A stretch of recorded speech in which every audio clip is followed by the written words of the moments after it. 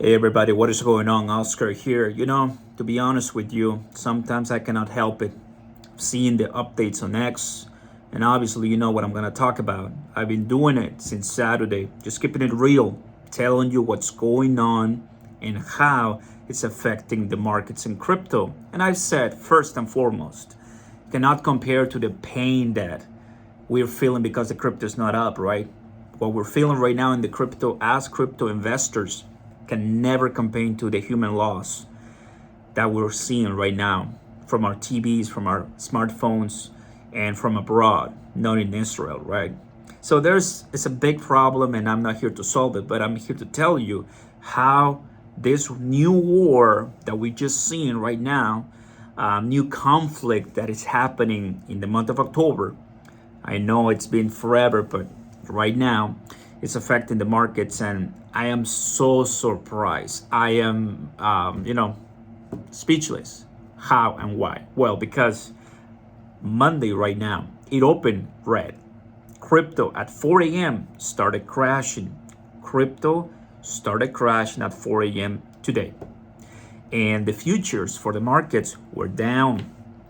Everything opened up, right? 8:30 a.m. Eastern, down. But right now, it's green. And crypto Bitcoin holding 27 and a half. Crypto's holding. And the markets are not doing bad, are doing decent, are holding. So everyone, you know how many wars right now we have in the world? And the markets are still this resilient? Wow. Right? I mean, we have Russia and Ukraine. Then Israel and Palestine. I mean, God forbid another one, right? I don't want more.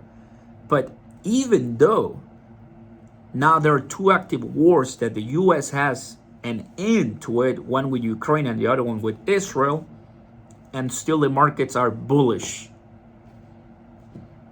And I have X right here in front of my face, and I can tell you that, oh man, new attacks, strikes, Israel, right, during the weekend, surprise by the Hamas attack, but now they're now in the offense and destroying part of the Gaza Strip, right, because that's where Palestinians are, and the war continues. It's sad. It's the worst thing ever that what can happen, and I'm seeing how the prime minister of Israel is saying, Joe Biden, do not stop us because this is war and they'll have to pay. But I mean, that's the way they feel, and it is how we are seeing things move. All the updates of the war are changing and are probably going to affect in the long term. Maybe not right now in the short term, but later on. I think that's where we're also going to see effects, right? Right now, the prices for everything, we're seeing 1.07 trillion. Bitcoin obviously under 28, Ethereum under 1600, but it stopped crashing. And you take a look at the Google Finance and you'll see Dow Jones green, S&P 500, not by a lot. They're still consolidated. They're not even 1% up, meaning the world is watching. It's just as simple as it gets. If something that the US is not expecting occurs, that's when the markets are going to start acting so weird and crazy. Why? Because the world and the US knows that Palestine and Israel are always in conflict, right? For years, for decades, for hundreds of years. So there's nothing new. And what's new is this new terrorist attack that happened in the weekend or early Friday, and it got everybody by surprise. And that's why the defense minister of Israel even said, cut the water, cut the electricity, cut the food. We are dealing with animals. That's what he said. It's there on the internet. And I was looking at everything earlier this morning, and I'm like, dude. So that's how they're seeing it. They're attacking it. They're trying to resolve the issue by using war. The markets are quiet. They're not really crashing the way I would have expected, right? What happened with Russia and Ukraine, that the markets dropped a lot. over 10%. Not mega crash like what we had in the bear market, but it was decent. On this one, Bitcoin, everything lost is now back up in Monday the 9th today.